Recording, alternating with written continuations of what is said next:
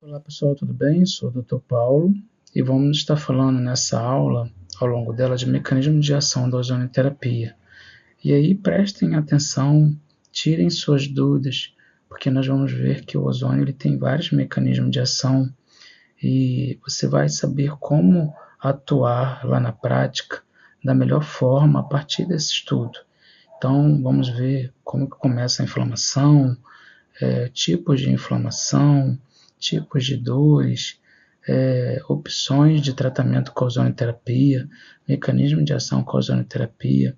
Então, se aprofundem o máximo para vocês lá na frente, vocês já identificar o tratamento certo para o seu paciente, tá? Então, vamos para mais uma aula, anotação, caderninho e tirem suas dúvidas, tá bom? Obrigado. Olá pessoal, tudo bem? Aqui vamos novamente falar da definição da dor, porque para entendermos o mecanismo de ação temos que nos aprofundar na dor, porque nós vamos ver vários tipos de dores, né? Como já vimos na aula anterior, a dor patológica, a dor nociceptiva, a dor inflamatória, e cada uma dessa dor vai ter um mecanismo de ação diferente.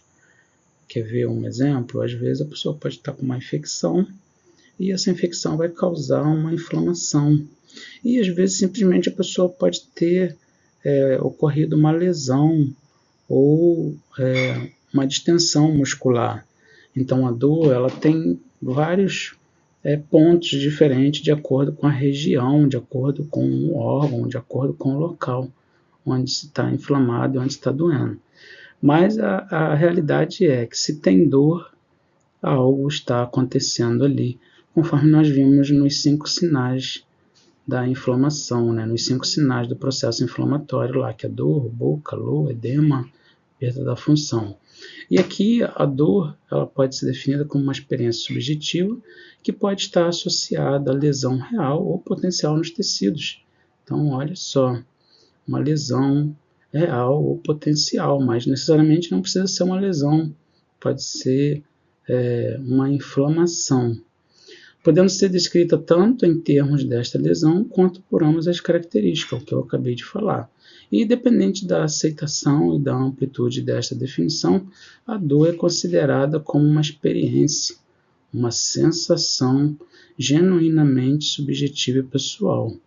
Então, o seu paciente de hoje ele não vai sentir a mesma dor do paciente diferente que virá amanhã.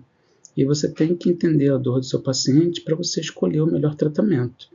A dor tem aspectos sensoriais, então nós vamos ver que o corpo ele tem vários sensores que vão estar comunicando com o sistema nervoso central algo que está ocorrendo, afetivos, autônomos e comportamentais. E além disso, a sensação de dor não necessariamente necessita ser baseada em qualquer experiência prévia com ela. Então, eu posso desenvolver várias dores e as dores sempre vão ser diferentes uma da outra. E a despeito disso, muitos estudiosos tratam a dor como uma simples dimensão variando apenas na magnitude sensorial. Mas a realidade é que, se está ocorrendo dor, é um sinal de alarme de que algum dano ou lesão está ocorrendo. E aí você tem que ficar em alerta e procurar um especialista, né? Não você, o seu paciente. No caso, nós somos o especialista que vamos estar tratando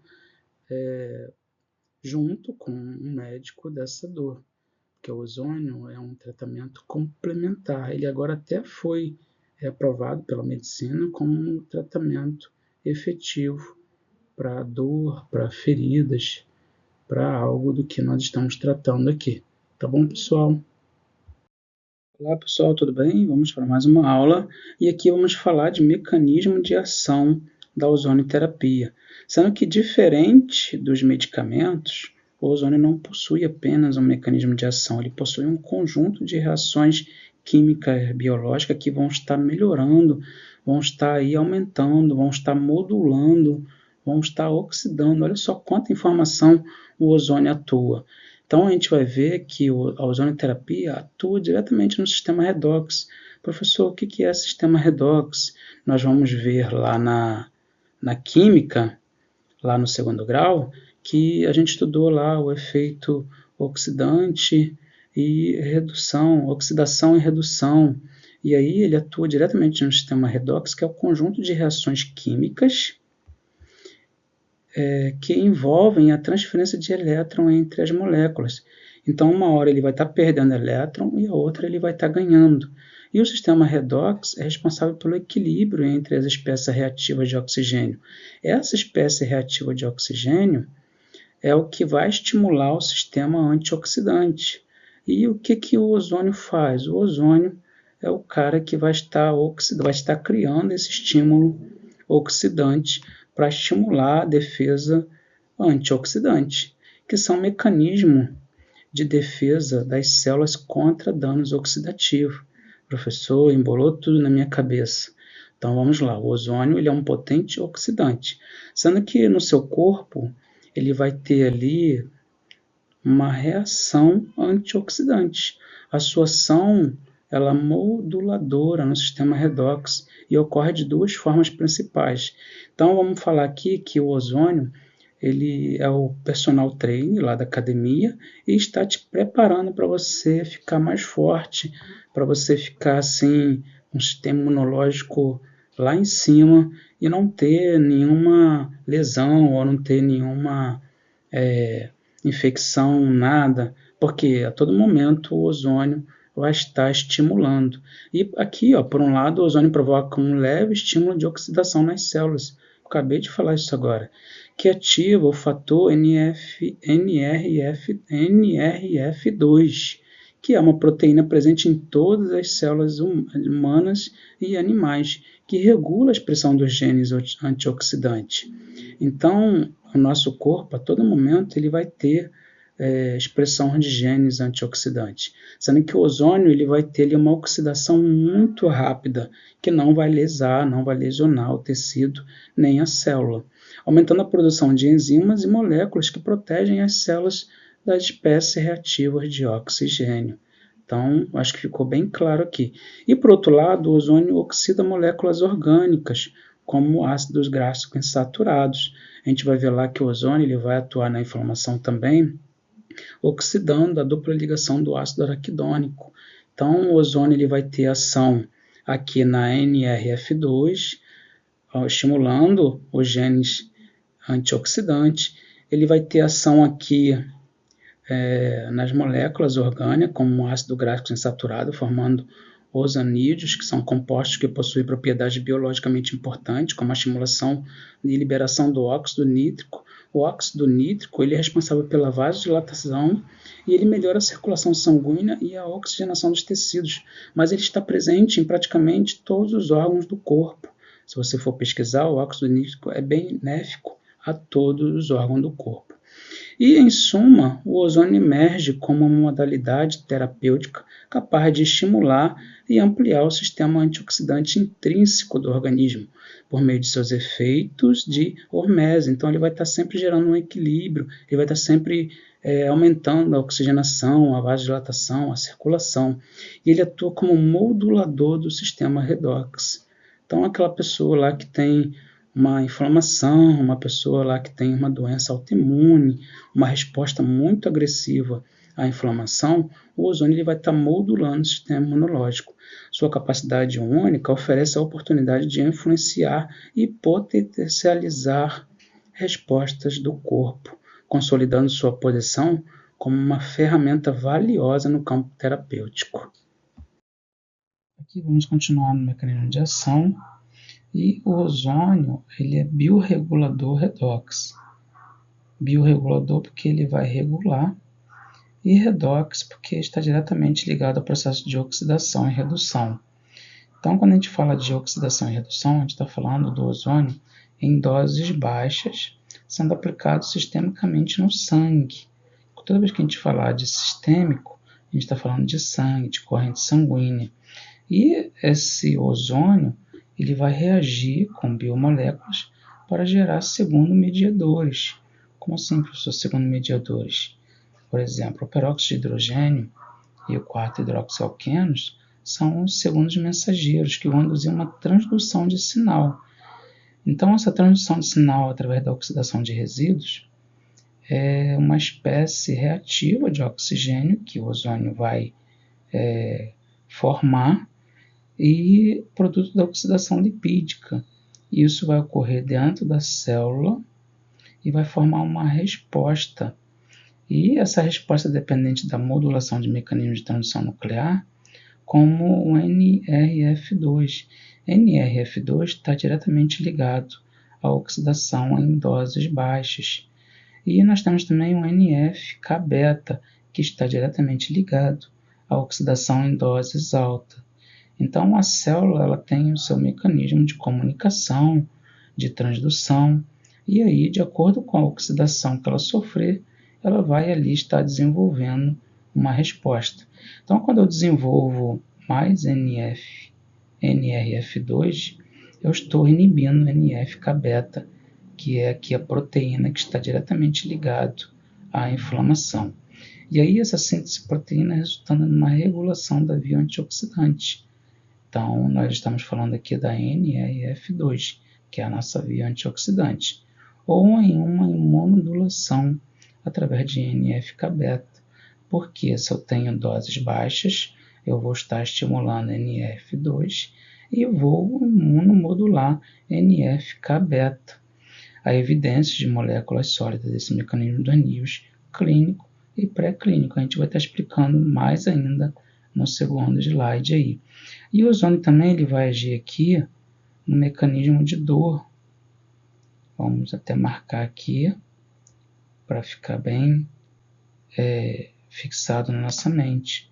Por quê, professor? Porque ele vai oxidar, ele vai fazer uma oxidação direta lá nos receptores. E aí, essa injeção de ozônio vai reduzir a dor pelos seguintes mecanismos, né? Mecanismos moleculares, oxidação direta de mediadores ou receptores de dores. Inclusive, o ozônio ele vai agir lá na dupla ligação do ácido araquidônico, porque aqui nós falamos da espécie reativa de oxigênio e falamos da oxidação lipídica. Então, o ozônio também ele vai oxidar a dupla ligação do ácido araquidônico e vai diminuir lá a cascata de sinalização lá das prostaglandinas. Então, ele também vai inibir os receptores purinérgicos, que também estão diretamente ligados à inflamação e morte celular. E aí, se eu inibo esses receptores, eu vou fazer a modulação das vias das capazes, que vai inibir a autofagia tecidual, através da inibição de LC3-beta e Beclin. E aí eu vou estar inibindo a morte, a apoptose, através da inativação da via da caspase e de fosfodiesterase. E aí, nós falando novamente aqui da NF-κ-beta, eu não vou chegar fazer com que essa proteína aqui desenvolva respostas, comunicações inflamatórias com a célula. E aí eu vou estar ativando a proteína quinase, adenosina monofosfato, e vou estar gerando energia. Então, além de melhorar a dor, além de melhorar a resposta imunológica, eu também vou estar gerando energia. E aqui também outro mecanismo que também está diretamente relacionado, é a oxidação de tecidos. Então, vem comigo, vocês vão ver mais na frente várias feridas crônicas, feridas inflamadas, com necrose. Por quê? Porque não tem oxigenação, principalmente os membros inferiores, existe muitos problemas de circulação, e aí, geralmente, esse tecido ele vai estar com hipóxica, com isquemia. Por quê? Porque não vai ter oxigênio. E aí, essa via sistêmica da administração do ozônio, ela é útil nas síndromes hipóxica e isquêmica, conforme eu falei. Por quê? Porque ele vai estar fazendo a correção dos parâmetros homeostáticos hemorreológicos alterados, melhorando o fluxo sanguíneo e a liberação de oxigênio da hemoglobina no tecido. Então, tudo isso que a gente está falando aqui, a gente está falando da hemoglobina, da célula, da transdução nuclear. E aqui ele também vai estar envolvido, pelo menos em parte, em aumentar a via 2,3-desfosfato glicerato. Mas, professor, o que é isso? Ele é um mecanismo biológico que ele libera o oxigênio no tecido. Então, se eu tenho ele aumentado, eu vou ter mais oxigênio sendo liberado. Beleza, pessoal? Alguma dúvida? Olá, pessoal, tudo bem? Vamos estar falando hoje de sinalizadores terapêuticos, que é um mecanismo de ação também da ozonoterapia. Não chega ainda a ser um mecanismo de ação, é um sinalizador para ocorrer o mecanismo de ação. Sendo que, diferente dos medicamentos, o ozônio não tem um mecanismo de ação. Ele tem um conjunto de reações biológicas acontecendo com biomoléculas, fazendo com que o corpo reaja. Então, para vocês terem ideia, o ozônio em contato com o sangue, com plasma, ele vai formar essas duas espécies aqui. Uma espécie reativa de oxigênio, ROS, que atua como sinalizador, e a outra o produto da oxidação lipídica. Então, esses dois juntos, eles vão induzir um leve e transitório estresse oxidativo, fazendo com que o corpo produza antioxidantes.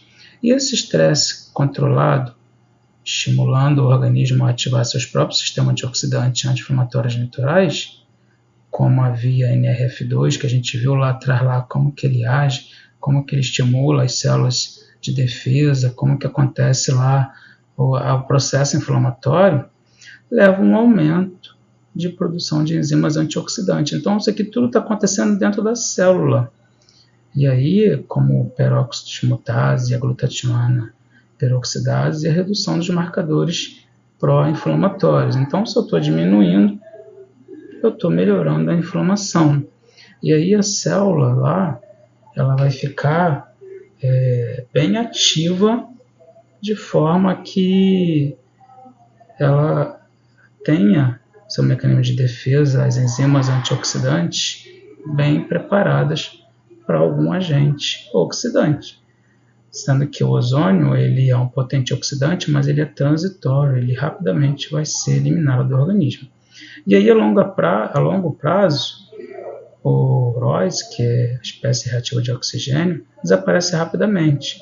Já o produto da oxidação lipídica se distribui pelos tecidos e tem um efeito mais duradouro, contribuindo para os benefícios terapêuticos observados, como a modulação da inflamação, que a gente vem falando desde o início da aula, e melhora da circulação, então vai ter mais oxigênio liberado nos tecidos. E aí, em resumo, a formação dos produtos da oxidação lipídica é parte integrante do mecanismo de ação pelo qual a ozonoterapia vai exercer seus efeitos biológicos e terapêuticos. Como assim, professor? Nós vimos lá que o ozônio ele vai melhorar a parte biológica da dor, ele vai melhorar a parte biológica da oxigenação, nós vamos ver que ele é redutor, redox, e o ozônio também é aproximadamente 10 vezes mais solúvel que o oxigênio. O mesmo ocorrendo com sua capacidade de difusão e penetração tecidual, quando entra em contato com o tecido biológico, o ozônio, ele reage imediatamente com numerosas biomoléculas que juntamente formam um verdadeiro sistema de tamponamento antioxidante. E esse sistema de tamponamento antioxidante vai exercer papéis anti-inflamatórios e analgésicos importantes para o corpo, de modo simultâneo. As ações antioxidantes então vão acontecer de modo simultâneo. E o sistema antioxidante pode ser dividido em enzimático e não enzimático. Então nós vamos ver enzimas também, que nós falamos lá atrás, e vamos ver também células de defesa, mecanismo de ação biológico, sistema imunológico, todo mundo envolvido nessa parte de recuperação tecidual ou da inflamação ou da dor, da onde for aplicado o ozônio. Então, pessoal, aqui eu mostrei uma imagem do que nós falamos no slide anterior, o ozônio sendo aplicado sistemicamente e tendo contato aqui com o sangue, plasma, e aí ele vai formar esses segundos mensageiros, que é o peróxido de hidrogênio e o produto da oxigenação lipídica. Aqui nós vamos chamar de espécie reativa de oxigênio, urose. E aí, esses dois, segundo o mensageiro, eles são uma espécie oxidativa que estão entrando na célula para tentar oxidar, aqui um exemplo, a hemácia, sendo que a célula ela vai fazer com que o seu sistema antioxidante circule todo. E por que isso é importante, professor? Porque nós vamos ter radicais livres, nós vamos ter a ação do peróxido de hidrogênio. Então, a minha célula, quanto mais preparada ela tiver, melhor vai ser a sua resposta antioxidante. Mas, professor, ozônio é oxidante, antioxidante, eu confundi tudo. Então, nós estamos falando de oxidação e redução. Aqui o peróxido de hidrogênio ele está na forma oxidante e ele vai ser reduzido pela glutationa, que é o nosso principal agente redutor, e vai formar água e oxigênio. E aqui dentro da célula, essa glutationa também vai ser oxidada e ela também vai precisar ser reduzida.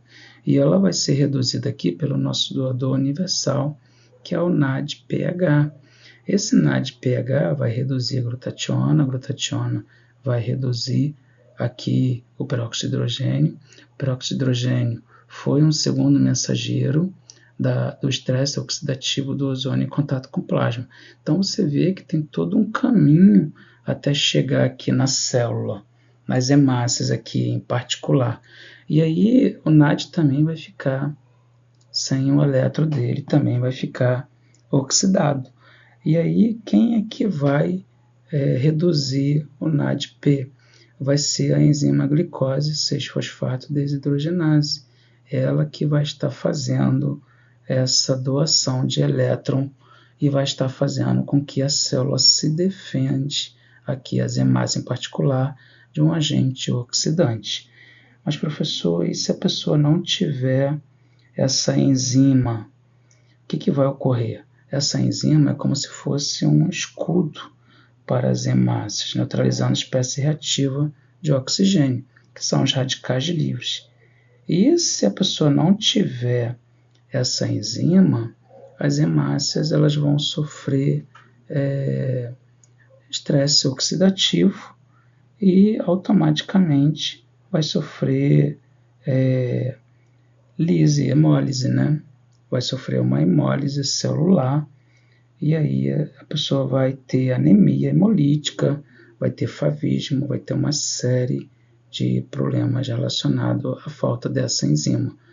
Porque nós vamos ver aqui que tudo está ocorrendo de forma gradativa. Então, se eu não tenho ela, essa reação aqui não vai ocorrer.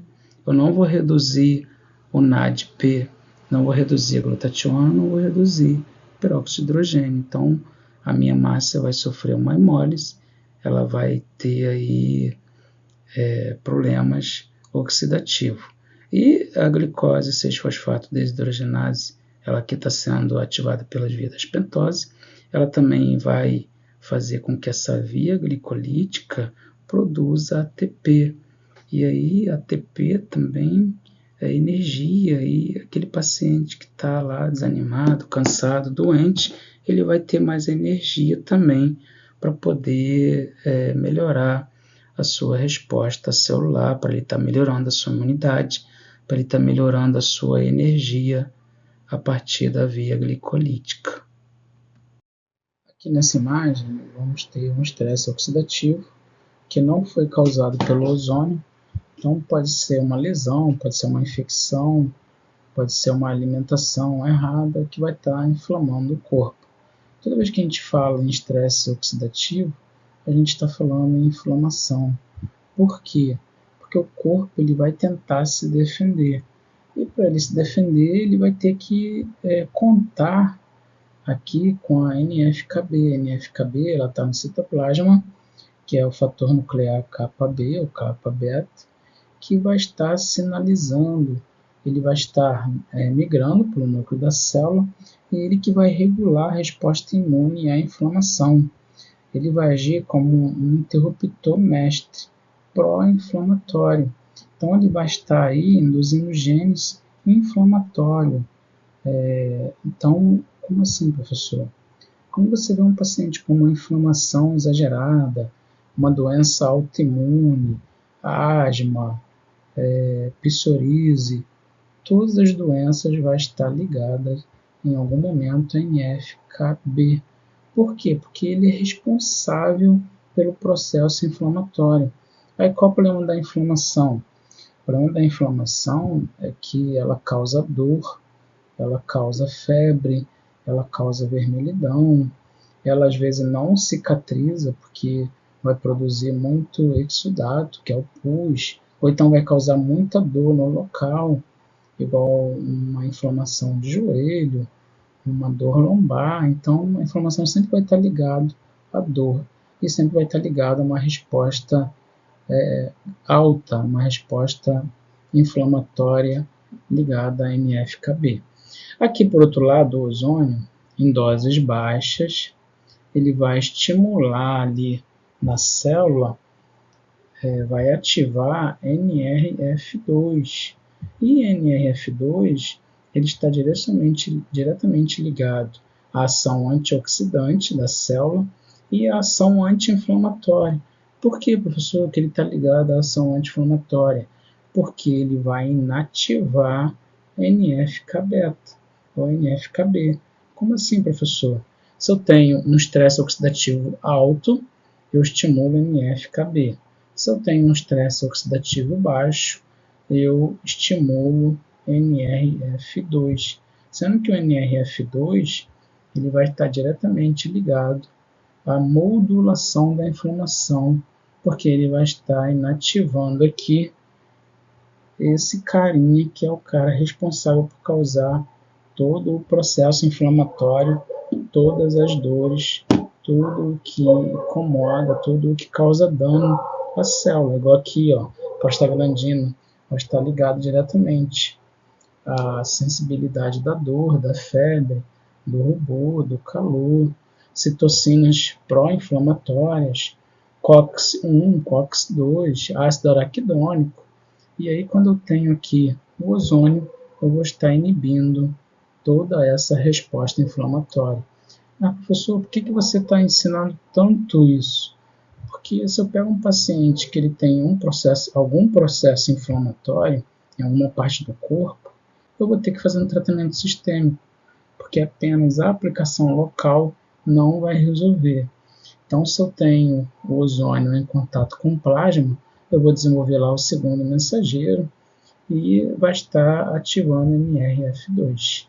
E aí vai melhorar tudo no corpo do paciente relacionado à inflamação. E aí o paciente vai falar para você, poxa, eu dormi bem essa noite porque eu não senti dor. Aqui vamos estar falando da curva de dissociação da hemoglobina.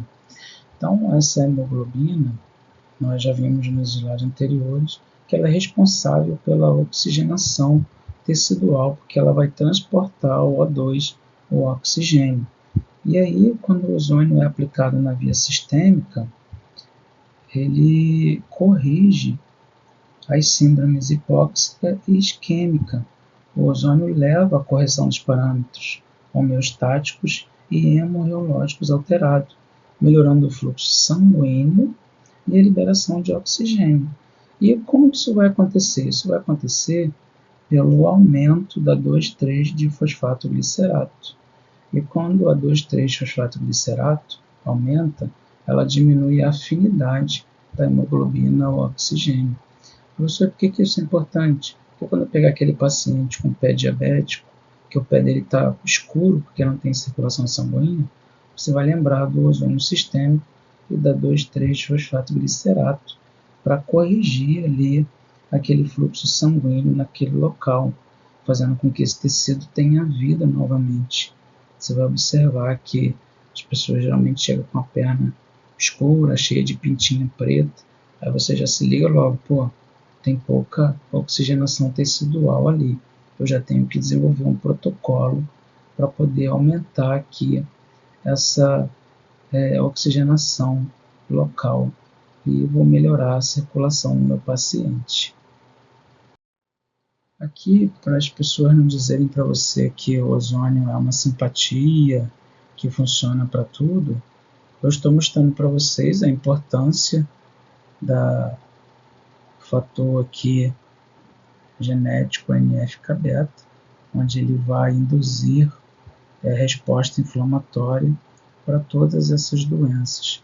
Então, olha só quantas coisas o ozônio trata. Por quê? Porque NF-R2 vai inibir NF-κ-beta e aí vai inibir a resposta inflamatória para todo esse grupo de patologia. Então, a pessoa vai falar assim, poxa, o ozônio não funciona não, porque o ozônio resolve tudo. Não é que ele resolve tudo, não é que ele cura tudo, é que ele vai agir aqui nos mediadores da inflamação. E aí, gente, estudem e pesquisem também a fisiologia do seu paciente, o histórico dele, como que foi o processo inflamatório dele, onde iniciou, quais medicamentos ele já fez uso, porque quanto mais informação você tiver, melhor vai ser os seus protocolos, o seu desenvolvimento da sua ozonioterapia, tá? E espero ter tirado a dúvida de todos vocês em relação ao mecanismo de ação da ozonioterapia, e eu foquei bastante nisso, porque seu paciente vai chegar e você vai enxergar essas informações nele e vai desenvolver os tratamentos com a ozonioterapia para estar curando ou tratando o problema relacionado à dor e à inflamação que ele está sofrendo.